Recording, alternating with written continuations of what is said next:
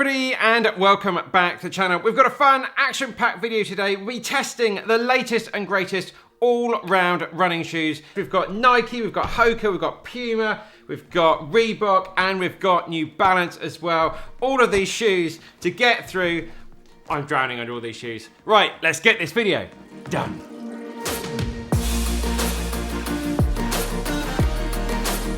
So thanks for joining us for another video here on the channel. We've got 6 shoes in to test today, starting out with the Nike Pegasus 39, the Nike Invincible version 2, the Puma Velocity version 2, the Reebok Floatride version 4, the New Balance 1080 version 12, sorry, and then the Hoka Mach version 4. All of these shoes I bought completely 100% with my own money to get in and test for you guys to give you that completely impartial, unbiased review. Please subscribe if you don't already and hit this video up with a like and let us know down in the comments what is your favorite one of these shoes if you've been testing them out as well. So we're going to split this video up into 6 different sections that you can move your mouse around down below if you want. We're going to start out with all of the facts and figures about all of these shoes here. Then we're going to go into comfort, we're going to go into value, we're going to go into speed, and then we're just going to go into that sort of fun and exciting and how these shoes make you feel as well. And of course, the conclusion at the end, I'll be rating all of these shoes out of 40. Right, let's get started with the facts and figures.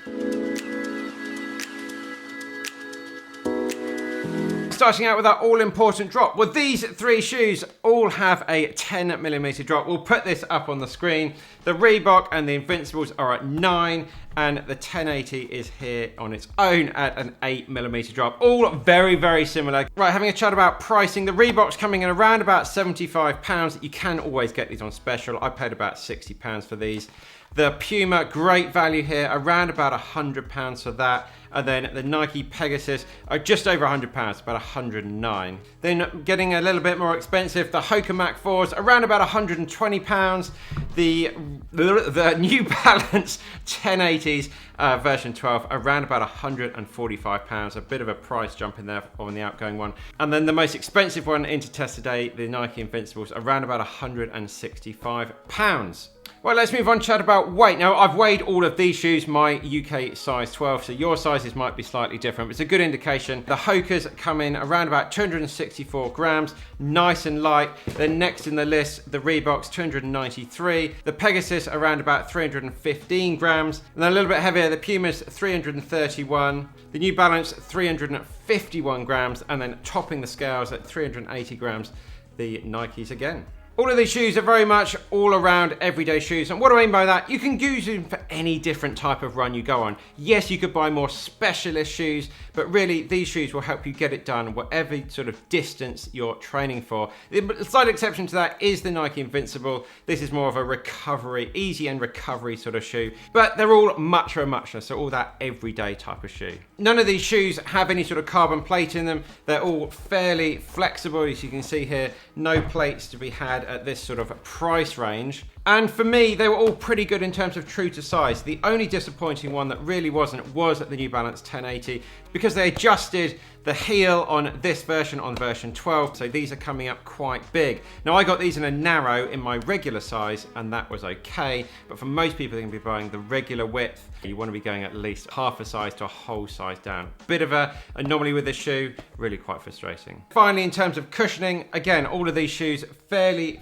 similar, all what I would classify as like a medium ride, these first sort of 5 shoes. And the slight exception is the Nike Invincible, but it's a max cushion ride in that. Quickly guys, today's question of the day, trying to get all of these shoes on screen, is which of these shoes have you run? Have you run in any of these shoes? Let us know down in the comments below and help out the running community with your thoughts on which of these shoes would be best for people to go out and purchase and help with their running. Yeah, let us know down in the comments and we will catch up with you there for a bit of a chat all about these 6 pairs of shoes. Now let's get stuck in to the first section, which is comfort.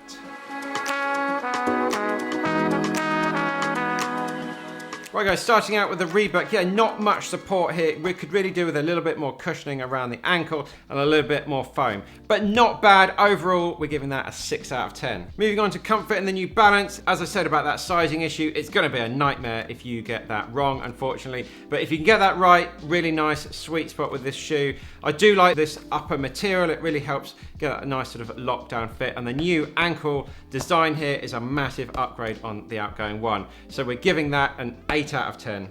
Moving on to the Nike Pegasus, I really like the lockdown that you can get with the flywire system that they have in the laces. Really good amount of ankle padding around the back of the shoe. Again, no slipping or anything like that. And then really a comfortable ride with the AirPods they have on the bottom and the React foam working really well together. So we're going to give that an 8 out of 10. Moving on to the Invincible, yeah, really good, nice lockdown feel in this. This shoe has done nearly about 400k so far.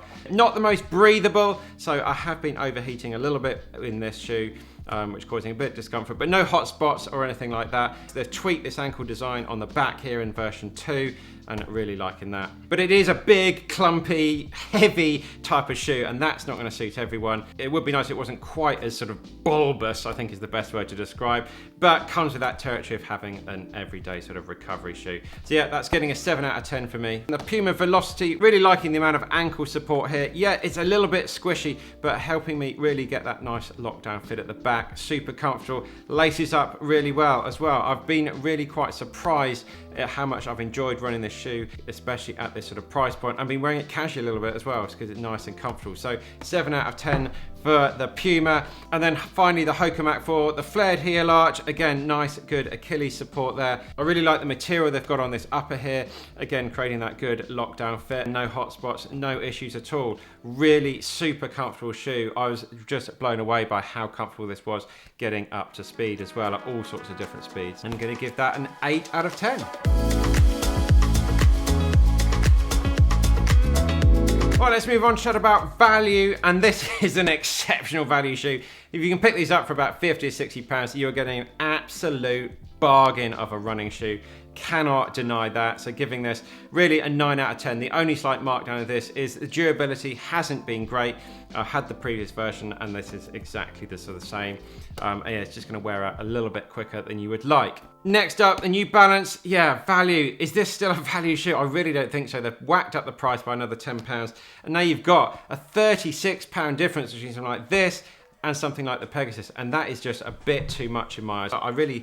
I'm struggling to recommend this type of shoe at £145. Just a 7 out of 10 on value for that. And as I say, Nike Pegasus about £110, exceptional value. Sometimes when Nike have those sort of sales on, and I think sports shoes that have just had a Nike sale as well, you can pick this up for a little bit less than that. Great value, exciting shoe to run in at that sort of price point. The Pegasus gets a 9 out of 10 on value. The Invincible is quite hard to rate in terms of value. It's kind of a bit of a class of its own. The Hoka Bondi and the Brooks Glycerin are fairly similar shoes. For the amount of miles that you can get in this shoe, for me, this is about my 6th or 7th pair, and they just go on forever and ever. It's super expensive, but you're getting some value out of it. So 7 out of 10 value there. The Hoka Mach 4, yeah, just a good solid everyday value shoe. At those type of prices, it's looking after you well, it's exciting. There's not really that much to report there.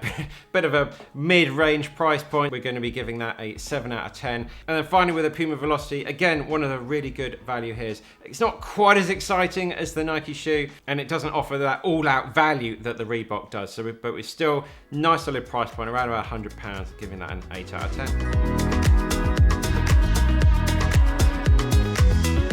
Right, moving on to speed. Start with the Reebok. Yeah, it's really not the fastest shoe. There are much faster shoe options here. Not that stable. That's the main issue with this. For some park runs and things with some tight corners, you're going to struggle a little bit. It could do with just a little bit more stiffness, and that's really where it is lacking on that speed. But overall, it's not too bad. 6 out of 10. The New Balance, yeah, it's the king of the do-it-all type of shoe. Good amount of stiffness and good amount of stability going around corners as well. It's a little bit unexciting, a little bit dull, I want to sort of say as well. But in terms of that speed, it's going to deliver for you. You can run marathons, half marathons, all sorts of different distances in this shoe. 7 out of 10. The Pegasus 39, yeah, we've got these AirPods in the front and the back, combining with that React foam. I'm not a big fan of the React foam, but here it's working really well with those AirPods. and it's surprisingly quite a fast shoe. Nothing like the super shoes or anything, let's not kid ourselves, but in this type of price range, in this sort of segment, this is really delivering really quite nicely a fun and engaging ride. So again, a 7 out of 10 for the speed. The Invincible, although it's got the flagship ZoomX foam in here, there's no sort of plates or anything. It's still surprisingly stiff, but it's really not the kind of shoe you want to be going for when you need that fast option. It's the king of the easy run. Of course you can run fast in it. People coming back at the comments and say, I can run fast. Of course, you can run fast in anything. You run fast in flip-flops. But in this sort of comparison, you want to be picking some other things if speed is the most important thing.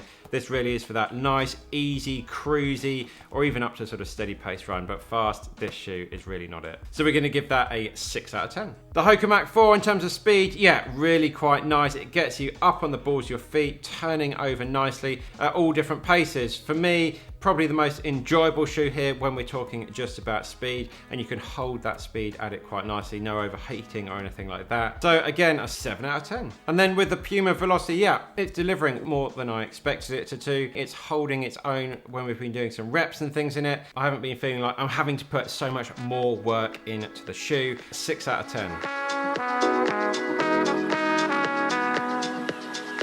Right, moving on to fun and exciting. Maybe the best category here. It's what running's all about. Should be fun and exciting. This is where, again, the Reebok is really sort of, I wouldn't say leading the way, but it's over-delivering. It's a fun, exciting shoe. Yes, it's not all out fast, and it's got a bit of an old school feel, a bit of an old-fashioned feel. You can feel the ground a little bit more through it, but it's engaging. It brings a smile to your face, and it makes you happy to be out running all the way to the bank with all the money that you've saved by not buying some of the other shoes. So yeah, really nice, engaging run, 7 out of 10. The 1080, it's really difficult for me. I did love the early stages of this shoe, but as it gets a little bit more expensive, a little bit more bulky, the ride just isn't quite as exciting and engaging as I would like it to be, as it was in some of the earlier generations for me. It's still an all-out good shoe, and I can't knock it at all for that. If you get the shoe, you're not going to be disappointed. It's just not the most fun. I don't particularly ever reach for it when I want to go out the door and go for a bit of an up-tempo, faster type of run.